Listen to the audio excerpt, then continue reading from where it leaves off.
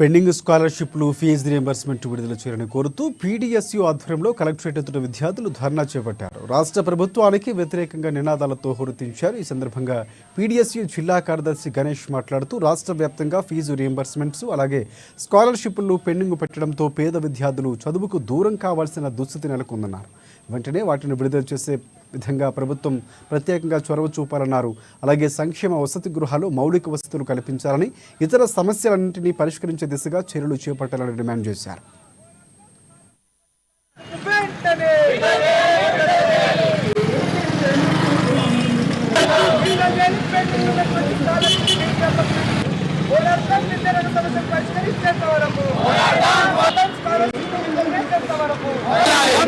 ప్రగతిశీల ప్రజాస్వామ్య విద్యార్థి సంఘం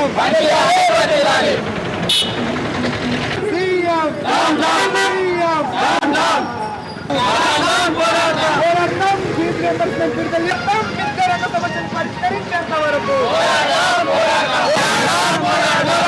విద్యారంగ సమస్యలు పరిష్కరించే ప్రగతిశీల ప్రజాస్వామ్య విద్యార్థి సంఘం పీడీఎస్ జిల్లా కమిటీ ఆధ్వర్యంలో కలెక్టర్ కార్యాలయం ముందు ధర్నా నిర్వహించడం జరిగింది.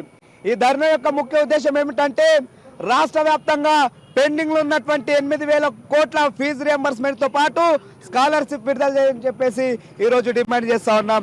అలాగే సంక్షేమ హాస్టళ్లలో మౌలిక సదుపాయాలు కల్పించాలని చెప్పేసి డిమాండ్ చేస్తా ఉన్నాం.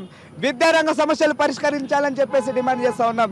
ఇవాళ గత ప్రభుత్వం 4 సంవత్సరాలుగా పెండింగ్ లో ఉన్నటువంటి ఫీజు రియంబర్స్మెంట్ విడుదల చేయలేదు. ఈ ఫీజు రియంబర్స్మెంట్ విడుదల చేయని పక్షంలో మేము రాష్ట్ర వ్యాప్తంగా ఆందోళనకు దిగుతాం. ఎందుకంటే ఇవాళ పేద మధ్య తరగతి విద్యార్థులు ఇవాళ అకాడమిక్ పూర్తి చేస్తే ప్రైవేట్ కళాశాల యజమానులు వాళ్లకు టీసీ బోనఫైడ్ ఇవ్వడం జరుగుతలేదు. తక్షణమే పేద మధ్య తరగతి విద్యార్థుల భవిష్యత్తు దృష్టి సారించి రాష్ట్ర ప్రభుత్వం వెంటనే పెండింగ్ లో ఉన్నటువంటి ఫీజు రియంబర్స్మెంట్ తో పాటు స్కాలర్షిప్ విడుదల చేయాలని చెప్పేసి మేము పీడీఎస్ ఆదిలాబాద్ జిల్లా కమిటీగా హెచ్చరిస్తా ఉన్నాం. లేని పక్షంలో రాష్ట్ర వ్యాప్తంగా ఆందోళనకు దిగుతామని హెచ్చరిస్తున్నాం. ప్రగతిశీల ప్రజాస్వామ్య విద్యార్థి సంఘం పీడీఎస్ జిల్లా కమిటీ ఆధ్వర్యంలో